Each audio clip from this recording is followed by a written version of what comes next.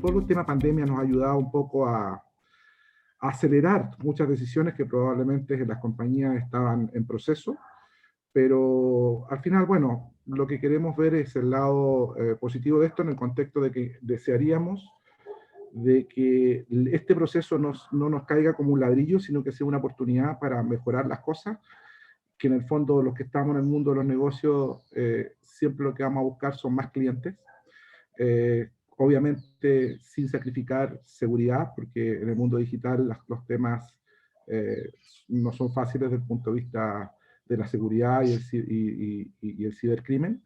Y obviamente queremos también satisfacer a nuestros clientes con muy buena experiencia, porque sabemos que cada vez las nuevas generaciones son cada vez también más exigentes en esta materia. Solo quiero pedir feedback si se escucha bien, o hay que regular algún tipo de audio para asegurarme de que me están escuchando. ¿Sí? Cristian, ¿me das feedback, por favor? ¿Si se escucha bien? Sí, se escucha muy bien, muy bien. Perfecto, gracias. Es que me ha pasado realmente que he estado 10 minutos hablando y me he dado cuenta que no está escuchando nadie. Suele pasar. Estás hablando y nadie te escucha. Prefiero hacer esos things de vez en cuando. Ok, bueno, vamos adelante. La agenda es muy corta, pretendo no demorarme más de 30 minutos, espero que sea dinámico, que son 3 temas los que vamos a abordar, son los desafíos de la autenticación, vamos a entrar por la línea un poco de seguridad, que un poco lo que viene, lo que a veces solo podemos entrar por los temores, un poco, que hay hoy día en esta materia, explicar después un poco los nuevos conceptos biométricos que están llegando, que es la biometría facial 3D, y por último, lo que probablemente debe ser tema de interés, que es cómo esto nos ayuda en los negocios, y vamos a presentar algunos casos de uso práctico en esta materia.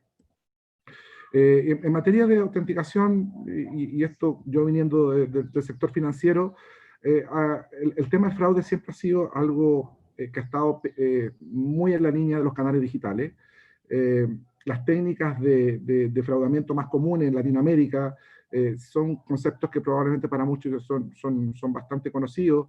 Estamos hablando del phishing, que es el fraude que se hace a través de correo, el phishing que se hace a través de llamadas telefónicas, ¿cierto? Engaños que normalmente provienen desde la cárcel. Y está lo que es el SIM swapping, que es lo último que se ha conocido, que es cuando los bancos nos hacen llegar las claves a nuestros teléfonos, las claves dinámicas o las claves, los OTP, que ya se llaman técnicamente, a veces nuestros chips han sido obtenidos de una manera fraudulenta del celular, y por lo tanto el mensaje de texto donde viene la clave probablemente le está llegando a otra persona. Ese tipo de cosas, el fraude siempre ha evolucionado y ha ido cada vez perfeccionándose. En ese contexto, y dado los temas cada vez más remotos y con mejor experiencia, la biometría facial ha tomado importancia y hoy día está pasando a ser una tendencia. Para uso básicamente en procesos de onboarding o contratación o incorporación de nuevos clientes a las distintas organizaciones, tanto financieras, retail y otras industrias, y los temas de autenticación, cuando estamos en canales digitales, obviamente pasa a ser crítico. Y es la biometría facial la que ha tomado un protagonismo en esta materia, donde hay casos ya desde los cajeros automáticos en España, en Francia se está usando para temas de cédulas de identidad, y algunos expertos dicen que la biometría facial en el corto tiempo está condenada solamente a ir creciendo, aunque nos queramos o no, digamos, pese a los temas de confidencialidad de información, que siempre son temas que tenemos que tener resguardo de ellos. Es una tecnología que sin duda va a aportar mucho en materia de la seguridad y en la experiencia de uso en los canales digitales. De hecho, recientemente, ahora el lunes salió la noticia de que en Colombia ya se lanzó la nueva plataforma de verificación de identidad o de cédula de identidad, que incluye un módulo para poder descargar la cédula de identidad en nuestros celulares. Y de hecho la base con la cual se realiza el proceso de verificación para poder descargar la cédula de identidad en el celular es mediante tecnología de reconocimiento facial. Esta es una tendencia que también ya se venía dando en otros países, vamos a mostrar algunos casos de uso, pero bueno, Colombia ha tomado la delantera en esta materia, y bueno, la lanzaron recientemente. Esta es una noticia que salió recién el lunes de esta semana. ¿Cuál es entendiendo de que les presenté cuáles son los desafíos o cuáles son los problemas que tienen o los fraudes que se ocurren con los métodos tradicionales basados en claves o basados en claves dinámicas, ya los revisamos, ¿cierto? Lo que seguramente va a venir, y dado que la evolución de la biometría facial, es que el deepfake, entendido como la forma de suplantar la identidad facial de una persona, va a ser seguramente el próximo método de fraude más común. Y entendiendo de que siendo la biometría facial un muy buen aliado en materia de seguridad, si no escogemos la tecnología adecuada, sabemos que podemos estar en un problema. Para hacerlo simple, explicar el concepto de deepfake. El concepto de deepfake es tratar de suplantar la identidad de alguien frente a un computador o frente a un celular que controle la identidad a través de biometría facial, haciéndonos pasar por otra persona.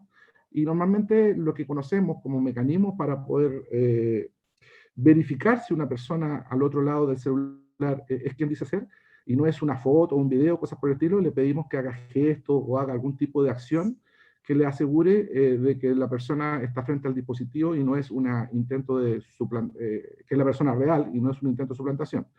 Bueno, la mala noticia de eso es que las tecnologías también evolucionan para hacer de los delitos, y en ese contexto lo que ha pasado es que les voy a mostrar ahora un video que simplifica una manera simple de cómo hacer la verificación, una manera de suplantar la identidad, y es con un modelo muy simple.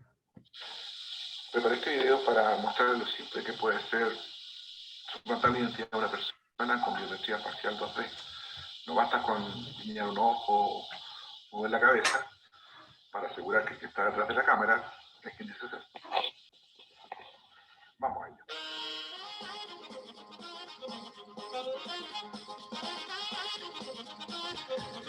Esto se hizo con un simple sistema que pueden descargar ustedes de una aplicación móvil, donde pueden ver de que es muy fácil un simple video, poner los rostros. Ahí pudimos un par de presidentes connotados, ¿cierto? Que los rostros estuvieron de un sitio de internet, está lleno de los rostros de los personajes públicos. Bueno, este es el rostro de mi hija, que obviamente está superpuesta la imagen sobre esto. Esto se hace en menos de un minuto, 3 personas basta tener la foto, y podemos hacer un video que seamos capaces de suplantar la identidad en un sistema bancario o el que sea, que se base en biometría facial.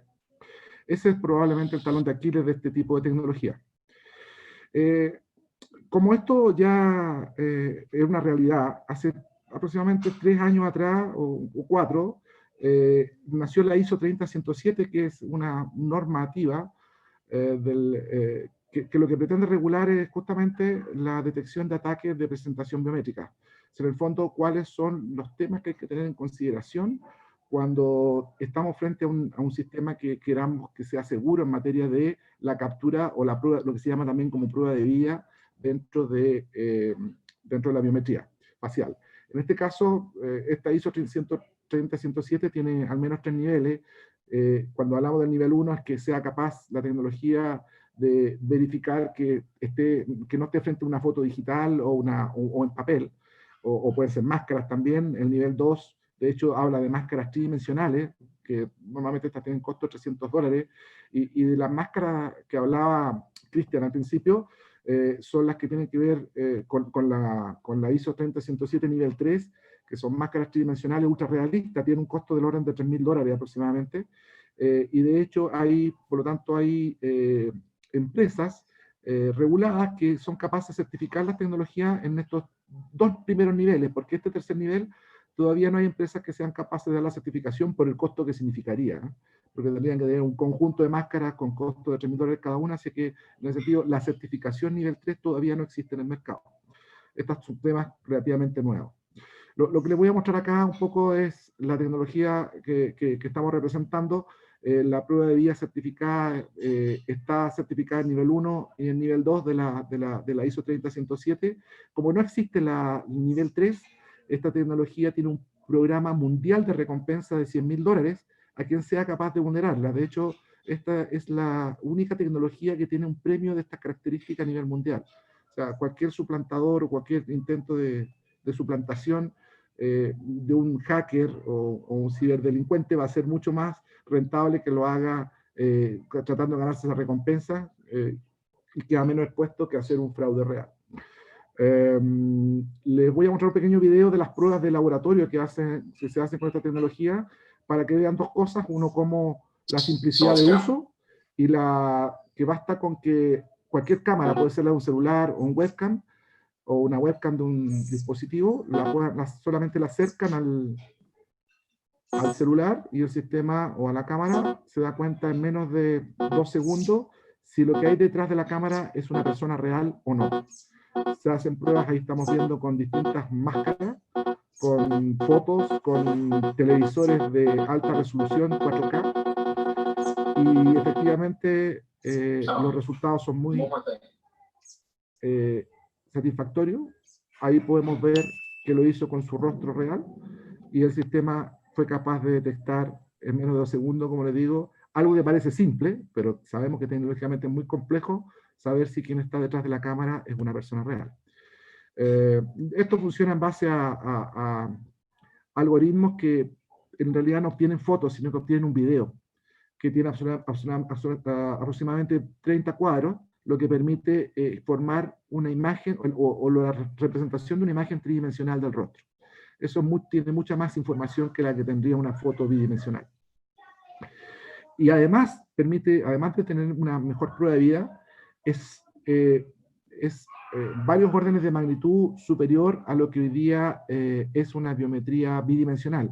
La tasa de error, o sea, en el fondo, la probabilidad de que un match entre un patrón biométrico que haya obtenido, por ejemplo, de una cédula y la foto obtenida desde desde la captura de vida de la prueba con selfie, eso se toma aproximadamente una tasa de error de 1 en 100.000. Y cuando estamos hablando de biometría tridimensional, de una captura como un video como el que vimos, contra la foto de una cédula, la tasa de error es de 1 en 500.000. O sea, la probabilidad que falle es 1 en 500.000 veces. Y cuando estamos hablando de biometría tridimensional contra tridimensional, o sea, tengo un patrón tridimensional que obtuve de una persona y lo comparo con el que se tomó con una foto recientemente, entonces la tasa de error es de 1 en 4,2 millones. La verdad es que este número subió en los últimos 2 meses y ahora está en sobre 1 de 10 millones. Esta tecnología está evolucionando permanentemente. La diferencia principal es que estas dos tecnologías, la biometría bidimensional y la tridimensional que les estoy presentando ahora, en el fondo son para usos distintos. La fortaleza de la biometría bidimensional es el reconocimiento facial y se usa normalmente para ciudad inteligente. En cambio, la biometría tridimensional se usa para prueba de vida y un match facial con características necesarias para una autenticación. O sea, similar a lo que sería con una huella dactilar. Y obviamente para autenticación robusta. Aprovechando un poco el tema, hay 3 mitos que hoy día existen en materia de biometría y que me gustaría irlos despejando. Por ejemplo, una de las cosas que se declara es que la seguridad en la biometría depende de que los datos estén bien resguardados. La verdad es que si eso fuera así, la biometría facial no tiene mucho que hacer porque los datos obviamente hoy día son todos públicos. De hecho, la huella dactilar ya sabemos que también son empezando a ser públicos porque con las características de la tecnología actualmente, de las fotos, de las cámaras de alta resolución, sabemos que basta que una persona salude, se le tome una foto con una cámara de alta resolución y ya hay cámaras que son capaces ya de capturar las huellas dactilares a distancia. Y en ese sentido, pensar de que la seguridad depende de que los datos sean bien resguardados, al menos si eso fuera así, la biometría no tiene mucho futuro.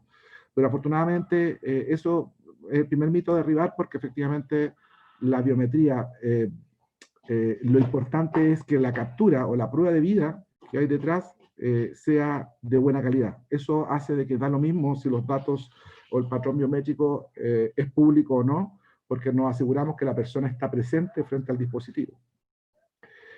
Lo otro, si las claves son más seguras que la biometría porque puedes cambiarla, pero no puedes cambiar tu rostro, bueno, lo mismo.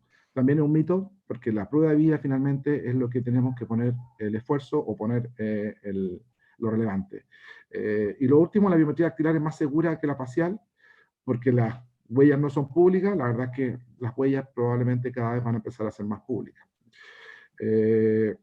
Entonces, la gran garantía que hay cuando uno entiende bien que la biometría, su gran proceso, su gran fortaleza, no solo es que somos capaces de tener un patrón que nos permita comparar si dos personas, o si esos dos patrones corresponden a la misma persona, que es el tema de lo que llamamos el match biométrico, sino que parte relevante de la problemática, y probablemente la más importante, es que el proceso de captura de esa imagen biométrica aseguremos que sea frente a una persona real.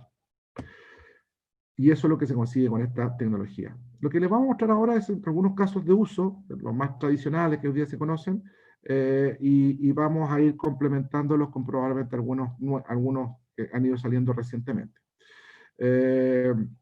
Lo que se está usando, el mayor uso que está usando ahora es la biometría facial para hacer procesos de onboarding, en el fondo determinar la identidad de una persona a través de su rostro. Obviamente no es suficiente el rostro, aquí lo que estamos justamente usando esta tecnología para capturar la biometría con prueba de vida, y después usamos la captura de su documento de identidad, en este caso la cédula chilena, con el objetivo de justamente asegurar de que la biometría, perdón, la persona que está presentando corresponde con la identidad de la persona que presentó el documento. La gracia de esto es que nos permite no solo obtener identidad biométrica de la persona, pero además obtenemos toda la identidad FIDO, que se llama, o la identidad que nos entrega el estado de cada país, ¿cierto? Que es nuestro nombre, la forma de identificarnos con el número de identificación, los números de documentos, los lugares de nacimiento, etc. Esto se usa normalmente para la creación de cuentas bancarias, enrolamiento y registro de aplicaciones móviles. Si quiero tener un registro de una aplicación que sea solo utilizada por mí, una forma de hacerlo es verificando la identidad en el proceso de instalación y dejarnos una semilla que obviamente nos declare que esta aplicación está instalada a nombre, en este caso, Hugo Díaz, por ejemplo. O la obtención de credenciales verificadas, o sea, yo podría obtener acá, si se aseguro que esta persona es la que está presentando el documento, entonces yo podría, por ejemplo, pedirle su número de teléfono, pedirle su correo electrónico, y eso me permitiría de alguna manera además tener otras credenciales que son parte de la identidad digital de la persona.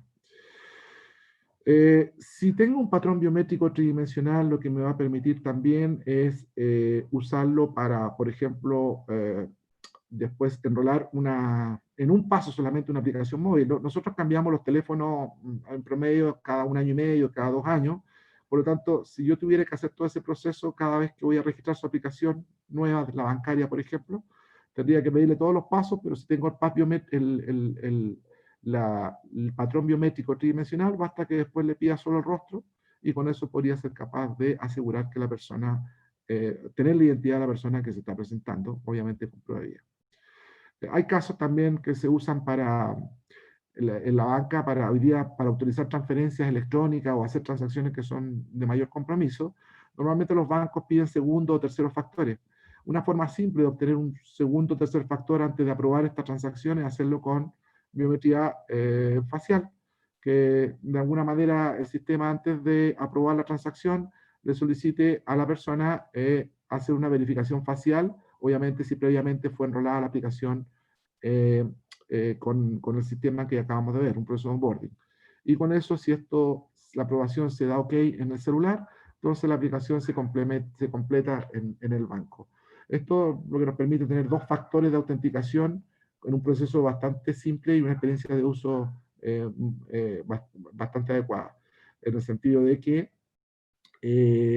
basta con poner el rostro y autorizar la transacción. Con eso sé que el celular es de la persona, porque le hice llegar el mensaje a su celular, y adicionalmente pudimos verificar de que la persona era, porque hicimos la verificación facial, y nos aseguramos que estuviera presente. La gracia de eso es que aquí no hay si se fijan, no hay traspaso de claves. Las claves o las claves dinámicas que yo creo que han cumplido un muy buen rol, en el sentido de que esas claves que se mandan por SMS o que se mandan por mail, el problema que tienen es que son traspasables. Entonces hay una persona que la llama por teléfono diciendo que le llegó una clave y que si le entrega el número va a poder ganarse un premio. Ese tipo de cosas no se pueden hacer con este esquema porque requiere que la persona esté presente frente al dispositivo para poder aprobar la transacción. No basta con que se sepa la clave, digamos. Hay otro caso, por ejemplo, que es en Estados Unidos, que se está usando ya para, por ejemplo, registrar la licencia de conducir. Aquí estamos hablando del estado de Colorado, donde la licencia de conducir ya la están, con esta tecnología la están incorporando al celular. proceso de verificación facial, que finalmente se verifica contra el patrón, probablemente que ya se registró en el proceso de cuando dio los exámenes para la licencia. Finalmente termina la licencia en el celular de la persona. Y ya no tiene que andar con documento físico. Otro caso de uso es, por ejemplo, para call center, donde podemos realizar procesos de venta, donde el típico problema que existe, y sobre todo ahora en pandemia, lo vivimos mucho, que las personas tienen que, por ejemplo, para la venta de contratos de telefonía o la venta de créditos, normalmente pasa que una persona acá le pedía todos los datos y estando conforme la persona con tomar ese producto, el problema siempre va a ser cómo me aseguro de la identidad de la persona que está al otro lado para que la firma y la identidad sea todo correcto. Estas plataformas permiten de alguna manera enviar o despachar los contratos a los celulares de mi cliente o mi potencial cliente y hacer todo un proceso de verificación de identidad como el que acabamos de ver con rostro y cédula, y adicionalmente se pueden incorporar cosas como capturas de huella dactilar para poner dentro de los contratos. Eso siempre está de acuerdo a la ley que se requiere, a la ley en cada país. Hay países donde todavía el uso de la huella tiene un valor probatorio importante en los documentos, y esto se puede capturar con el propio con la cámara del celular y dejarlo estampado en el documento que la persona está firmando, que eso es como complemento a la verificación de identidad que hice de manera facial. Eso me permite que esta venta se produzca totalmente en línea con un contrato, o sea, con un proceso de firma totalmente digital. Lo mismo puede ocurrir en el caso de la venta en un sitio web, ¿cierto? Cualquiera de estas sea la forma en que llegó mi potencial cliente a la página donde tengo una campaña, y esa campaña, si el cliente está dispuesto a comprar el producto, que puede ser un seguro, que puede ser un número de un contrato telefónico, que puede ser un crédito, entonces le enviamos un mensaje al celular de la persona cuando el proceso ya están conforme con las condiciones, y nos permite hacer un proceso de verificación en su celular de un proceso que partió contratando en la página web, con el mismo esquema como lo pensamos como lo vimos en el call center. Bueno, totalmente análogo cuando lo hacemos por un chatbot, que hoy día está muy de moda también, la atención a través de chat y los procedimientos a través de chat, lo cual permite terminar un proceso de venta por chat, cerrar la venta con la verificación de identidad y la firma de la documentación, con un esquema como el que ya les comentaba.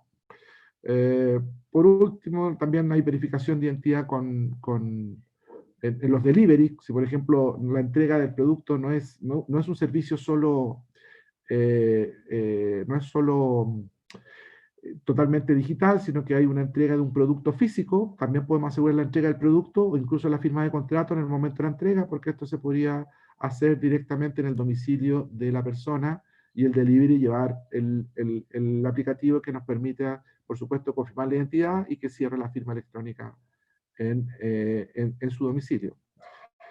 Lo mismo se puede estar usando para hoy día reemplazar todo lo que son las huellas dactilares, que de alguna manera con el tema de la pandemia han estado un poquito, hay un poquito de reticencia al uso de ese tipo de dispositivos. Eso se podría ser reemplazado por biometría facial, de tal manera que en las sucursales prescindamos de estar colocando, por ejemplo, nuestra huella en un dispositivo que probablemente van a ser muchos los que lo van a usar, y podemos reemplazarlo por biometría facial, considerando que ya están lo suficientemente maduras.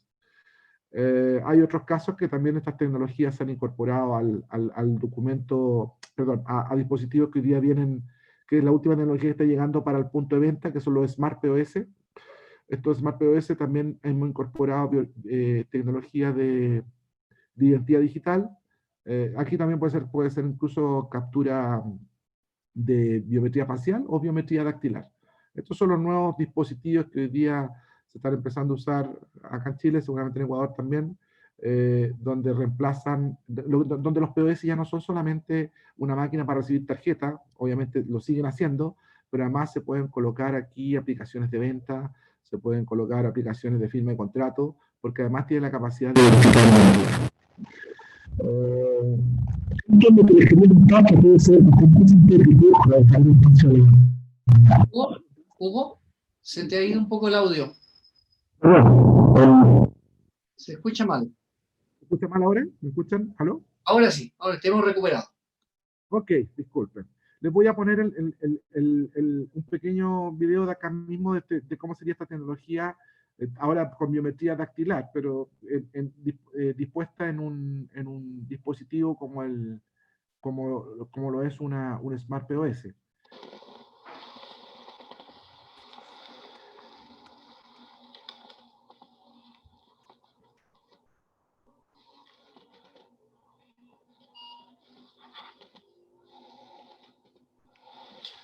Multicaja es una red acá en Chile que es el segundo principal adquirente de tarjetas, o sea, perdón, de adquirente de comercio de Chile. Y está usando tecnología, en este caso, de biometría dactilar, donde como el chip chileno tiene la huella en la cédula chilena tiene la huella en el chip, entonces pasa un match entre la huella que capturó con el dispositivo y es capaz de obtener toda la información del carnet de identidad en este dispositivo. Eso lo que permite, de alguna manera, es asegurar que o sea, es que estos dispositivos no solamente sirvan como un elemento para pagar, sino que además, por ejemplo, nos puede servir para firmar contratos, nos puede servir para, obviamente, entregar créditos. Ya deja de ser solamente estos dispositivos con estas tecnologías más nuevas, solamente elementos o puntos de venta para pasar tarjetas. Como le dije, traté de hacer bien sintetizado. Quiero dejar espacio para las preguntas más tarde. Y espero que les haya llamado la atención, sobre todo que en los tiempos actuales de lo que se nos viene, estas tecnologías van a ser las que probablemente van a exigir nuestros clientes en la medida de que nos den una experiencia de uso o nos den la facilidad o la simplicidad que se requiere para los distintos trámites, donde no tenga que ir a sucursales, donde no dependa solo de que tenga que presentarme con mi huella, sino que baste mi rostro, y que sea obviamente tan seguro como si estuviera frente al ejecutivo. Los casos de uso son algunos de los que presentamos acá, sin duda hay muchos más. Hay muchos temas en salud también para los cuales se está usando esta tecnología. Y bueno, le agradezco la atención. Yo voy a quedarme atento para las preguntas que se den al final del foro. Muchas gracias. Muchas gracias, Hugo. Muchas gracias. Oye, súper interesante los casos de uso, la cantidad de cosas que uno ve a diario y las utilidades que tienen hoy en día. Las preguntas, les digo a todos los presentes y las personas presentes, las vamos a dejar después. Ahora quiero darle el paso a Cristian Espinosa, a quien le voy a pedir que nos dé una visión desde el punto de vista jurídico, legal, ya en varias dimensiones, porque me surgen como varias dudas, varias inquietudes.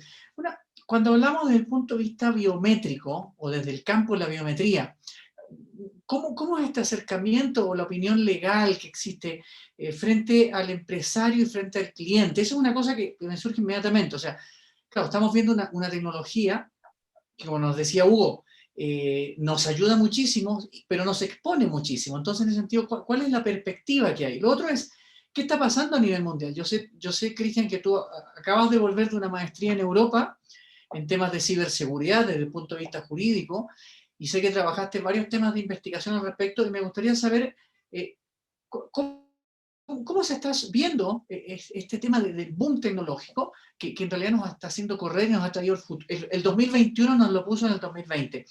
Y lo otro es, ¿cuál es la experiencia en materia de identidad digital que tienen los estados? O sea, un poco para ordenar ideas, es un poco cómo un empresario y un consumidor, un cliente, debe enfrentar o qué perspectiva debe tener desde el punto de vista biométrico, qué está pasando a nivel mundial y los gobiernos también que están avanzando.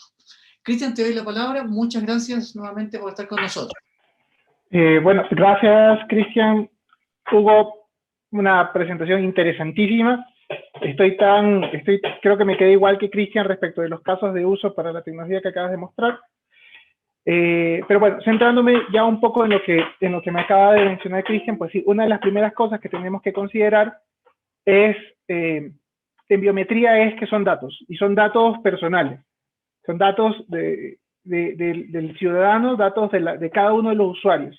Pero frente a estos datos personales debemos entender que las normativas de datos personales lo que buscan en general, especialmente incluso el estándar más alto en materia de protección de datos personales, que es el Reglamento General Europeo, es mantener el flujo de datos, no restringirlo. Y frente a eso lo que debemos pensar es que también lo que busca es generar una relación de confianza entre quien usa los datos y quien los provee, en este caso cada una de las personas. Entonces, cuando hablamos de biometría, tenemos consideraciones especiales que abordan primero el hecho de que estos datos biométricos son datos especiales, de una característica especial, de una condición especial. Son datos considerados sensibles. Y que frente a eso requieren ciertas consideraciones por parte de las tecnologías que se usan para procesarlos,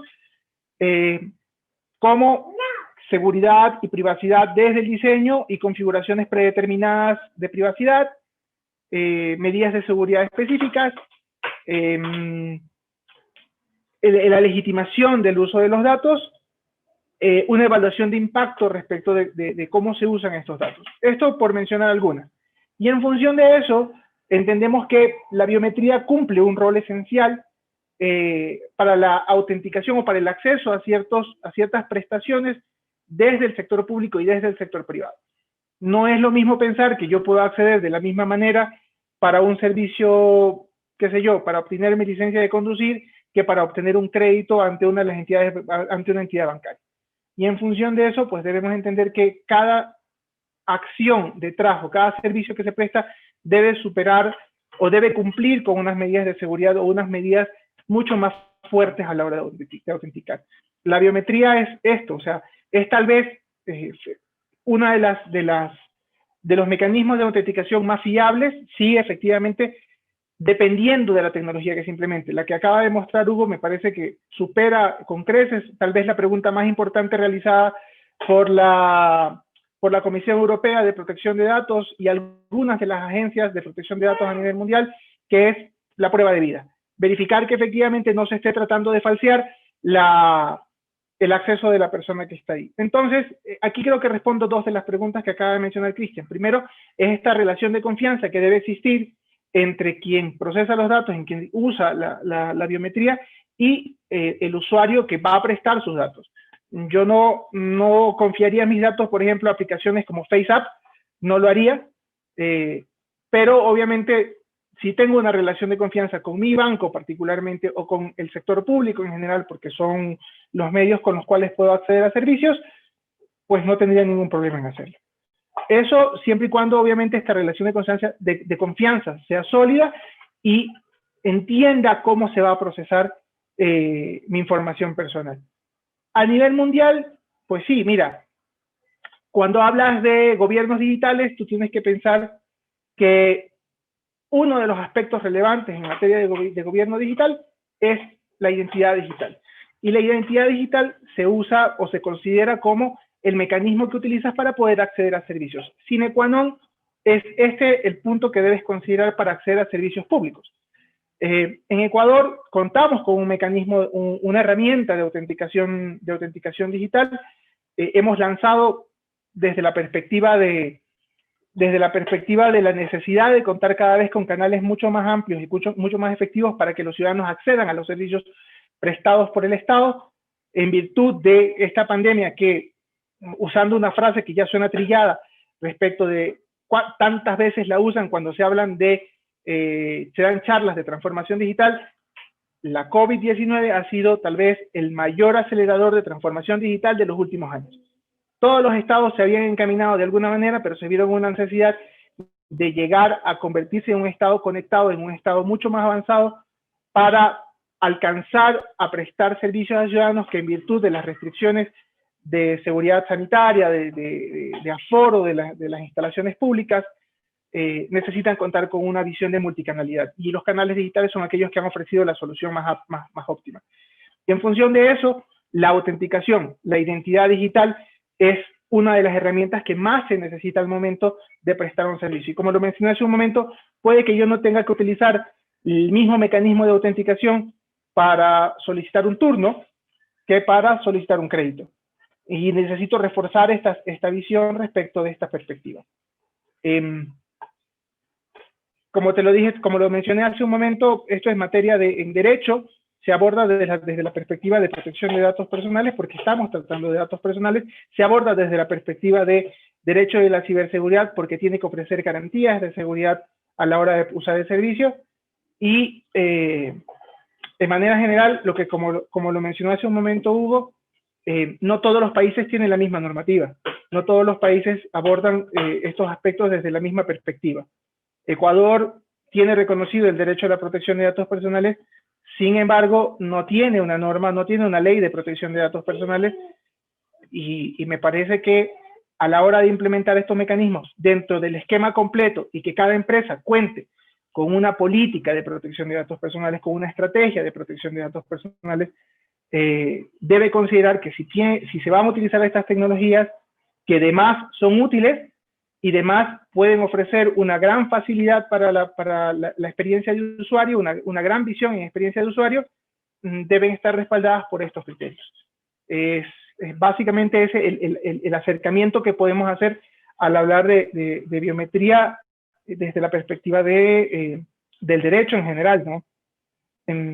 Yo creo que traté de sintetizar lo más que pude los varios aspectos que me presentaste, pero sí, o sea, es eso y cada empresa debe estar plenamente consciente de que la relación de confianza con el usuario es lo más importante y se hace a través de unos procesos muy sólidos y muy bien fundamentados.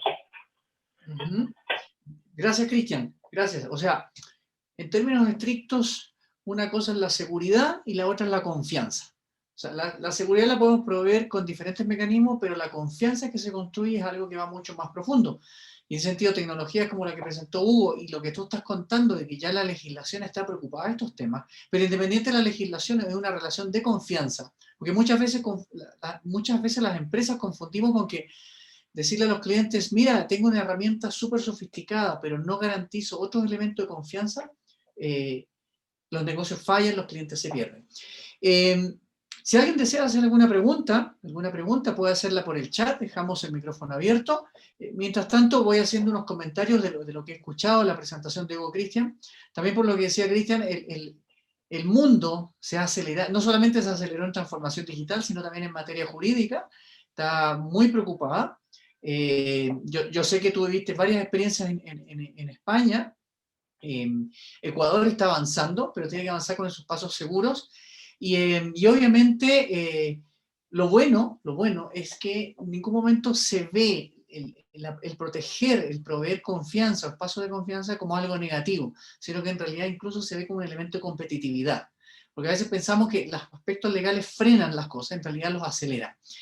Vamos a esperar unos minutos si alguien desea hacer alguna pregunta. He visto varias inquietudes de podernos contactar. Nos pueden escribir, voy a escribir el correo por mientras, para tener más información.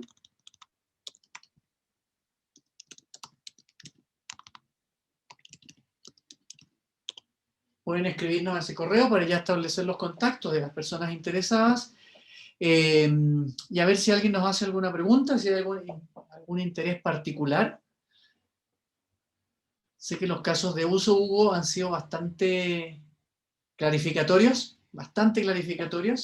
Creo que también abrieron posibilidades a ver otras cosas que no estamos viendo, porque a veces pensamos que todo esto de la seguridad y la confianza es casi un tema financiero, pero tú pusiste el caso del delivery, un comercio que está creciendo a ritmos gigantes en el planeta. Expusiste el caso de los puntos de venta, que son casos que tampoco se están viendo, y también mostraste algo que son servicios o tecnologías tremendamente accesibles, que entiendo, por algo que tú dijiste también, que hay que analizar muy bien la realidad jurídica de cada país, que ahí con lo que dijo Cristian Espinosa es clave, o sea, siempre hay que tomar las dos cosas a la vez.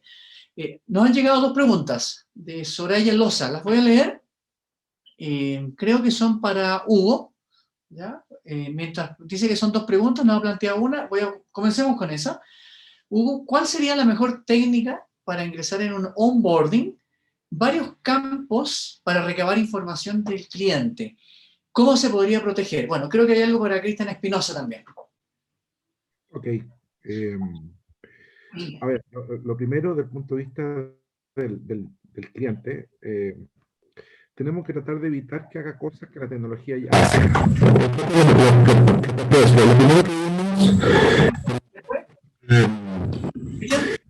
No se escucha. Otro problema acústico. ¿Me escuchan? ¿Aló? ¿Aló? ¿Me escuchan o no? Ahí sí, perfecto. Un problema técnico. Llega primero la imagen, no el audio, dice. Pero bueno, lo primero, lo que les comentaba es que tenemos que evitar pedirle al usuario o al cliente las cosas que la tecnología ya tiene resueltas. Vimos en el caso del video que mostraba que mucha de la información que normalmente los formularios de onboarding o procesos de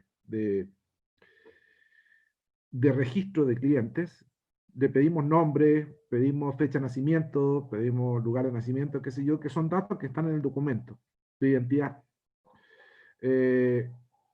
Y en ese sentido, debiéramos, las tecnologías para capturar y leer esos documentos ya existen, y tal como se lo mostraba en el video, esos datos, por ejemplo, además de evitar de que exista errores en la digitación, son capturados directamente del documento con esta tecnología. Entonces, le damos más confianza al proceso y además evitamos fricciones con el cliente que está digitando cosas que en realidad podemos capturar de una manera más simple. Datos como, por ejemplo, de verificación adicionales, como por ejemplo el número de teléfono, como por ejemplo el correo, obviamente son datos que nos tienen que aportar. Lo relevante y siempre que quisiéramos hacer es cómo aseguramos que esos datos son realmente los correctos. Si su teléfono es el que él está diciendo, lo propio con el correo electrónico. Técnicas para eso ya están resueltas y lo incorporan estas plataformas. Es que dado el teléfono, lo que le enviamos es una clave, un OTP, una clave dinámica, que nos tenga que confirmar después ese número que le llegó a su celular, por ejemplo, vía SMS, para asegurar de que es su teléfono, o lo mismo podría ocurrir con su correo electrónico. Le mandamos un número privado que solamente le llegue a esos canales, a su teléfono o a su correo, y después le pedimos el desafío que lo ingrese en la aplicación para asegurar de que ese dato está validado y verificado. Pregúntame si ingresar un onboarding en varios campos para recabar información del cliente. Bueno, esos son datos personales, como digo. Si por ejemplo estamos pidiendo queremos saber su dirección, ahí hay todo un mundo que se abre, al menos en Chile, con todo el tema de la verificación de domicilio, por ejemplo, asegurar que la persona vive donde declara decir que vive. Hay servicios incluso en Chile que se hacen las verificaciones, va una persona, un motoboy, llega al domicilio y hace la verificación in situ, pregunta, ¿está el señor Hugo Díaz? Si llegó, y le pide que firme un documento, y con ese documento se verifica el domicilio. Que para algunos trámites legales, acá en Chile al menos se requiere que sea así. Pero ya hoy día hay tecnología, o sea, la tecnología ya permitiría que eso fuera más simple. Sin duda que va a depender de la legislación de cada país, pero por ejemplo, si es que la persona está haciendo su proceso de registro y requiere como un campo ingresar la dirección, perfectamente podemos verificar que esa dirección corresponde con la georreferenciación que está determinada por el dispositivo sobre el cual está haciendo el enrolamiento. Y eso lo podemos obviamente asegurar, lo podemos contrastar con los datos que está ingresando. Si está a menos de una distancia, la georreferencia, con la dirección, que tiene que estar obviamente normalizada, que está ingresando en el sistema. Ese tipo de verificaciones también se pueden hacer con estos tipos de tecnología. No sé si va por ahí la pregunta. Respecto a la confidencialidad de información del cliente, ¿cómo se podría proteger? A lo regulatorio se lo voy a dejar a Cristian Espinosa. Antes de eso, solo comentar que lo técnico, nosotros somos proveedores de tecnología. La información, nuestros sistemas no guardan ninguna información que el cliente no requiera que se registre en sus propios datos, digamos.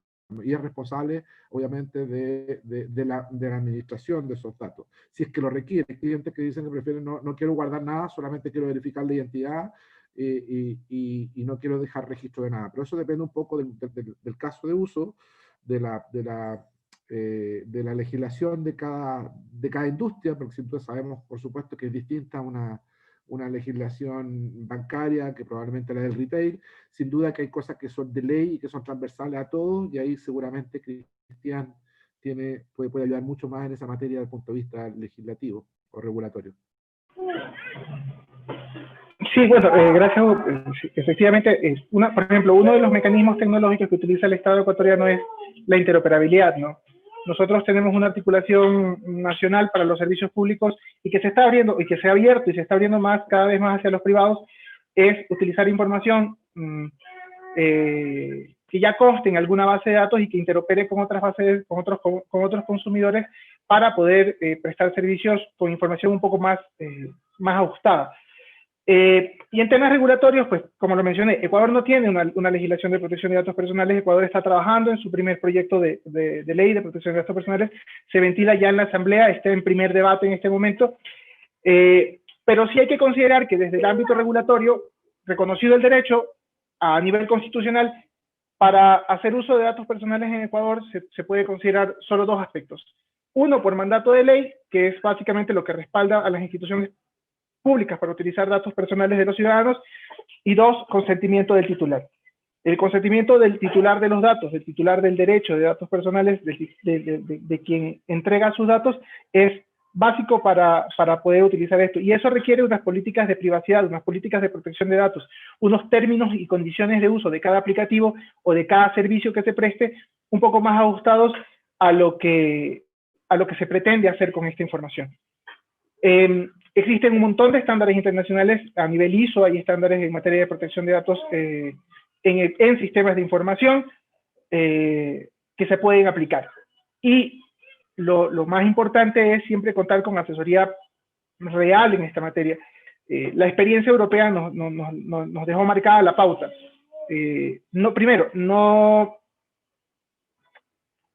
Cuando entró en vigor el Reglamento General de Protección de Datos Personales, hubo mucha oferta de servicios de protección de datos personales, pero no todos realmente cumplían con la normativa. Entonces, una asesoría especializada, herramientas diseñadas con una estructura o pensadas desde el principio con estructuras de protección de datos personales y una política vertical en las instituciones soportada desde los más altos niveles de gobierno de la corporación o de la empresa, hacen que se cumplan estos esquemas regulatorios, incluso internos y propios.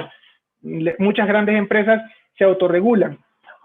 Pensemos, por ejemplo, en el marco estadounidense, ¿no? En el marco estadounidense no tienen una ley federal de protección de datos personales, ni siquiera a nivel de uso de datos biométricos. Hablamos de algunas leyes estatales.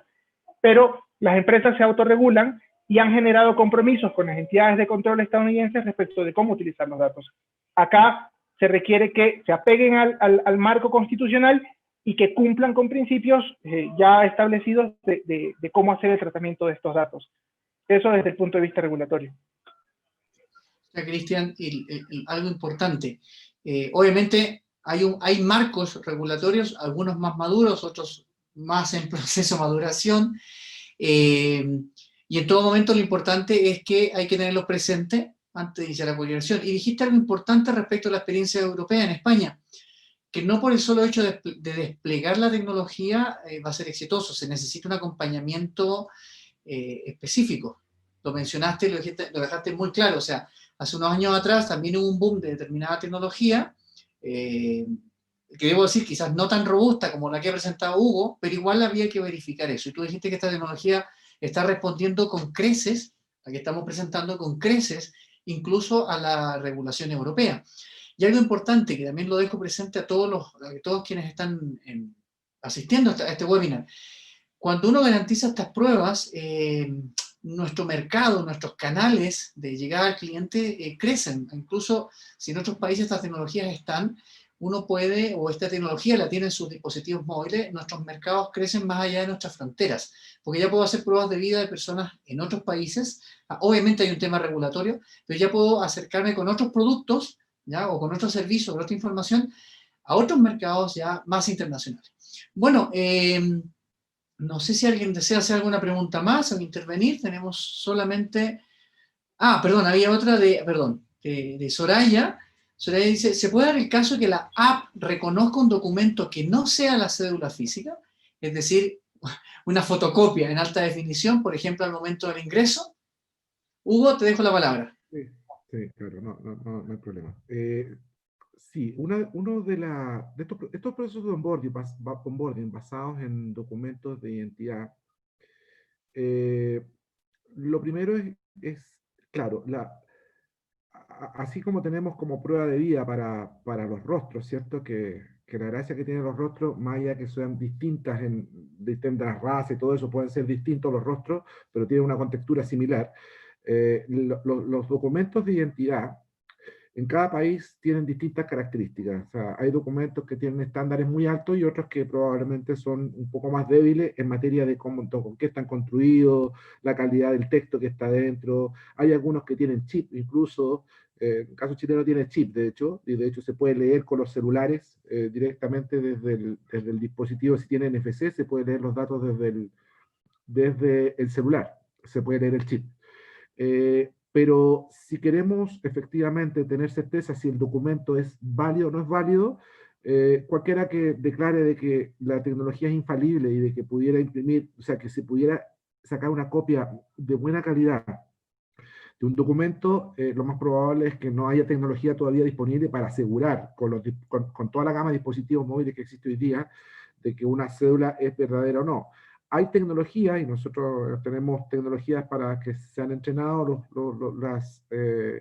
el sistema para reconocer documentos de distintos países, que se hace por país. Esto dado lo que te dije de cada cédula de identidad tiene características distintas en cada país, se entrenan redes neuronales para reconocer documentos verdaderos y documentos falsos,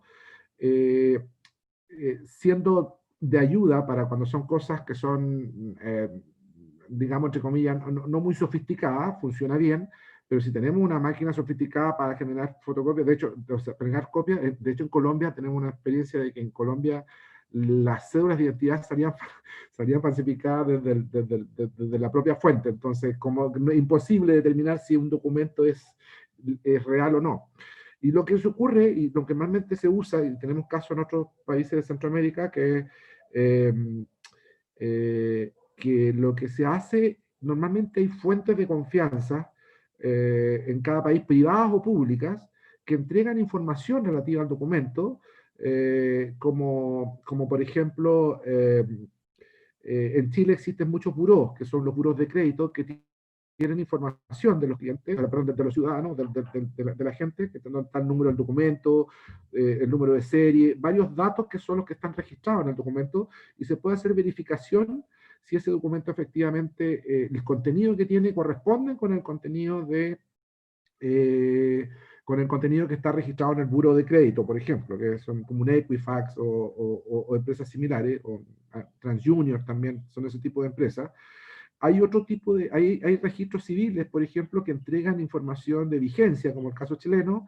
Hay otros registros civiles que entregan directamente una copia del documento y se lo entregan por ejemplo, a algunas entidades privadas que lo requieren, como por ejemplo los bancos. En algunos países se ocurre así, donde los bancos manejan copias de los documentos. No sé si sea el caso ecuatoriano, lo puedo averiguar, por ejemplo, entregan el registro biométrico o entregan el rostro de la persona. Y hay probablemente algunos datos para verificar si la cédula, por lo menos los datos que aparecen en la cédula aparecen como vigentes. Me refiero, si este RUT corresponde con o sea, este número de cédula corresponde con este nombre y corresponde con el número de serie.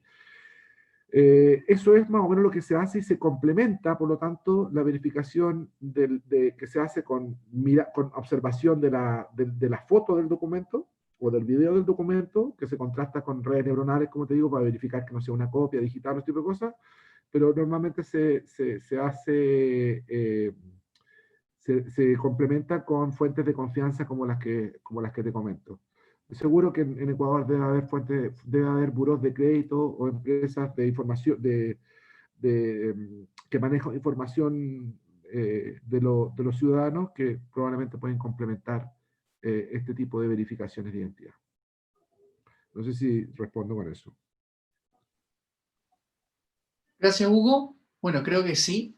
Creo que sí. Sí, gracias, perfecto. Bueno, en honor al tiempo, estaba previsto este webinar de 1 hora.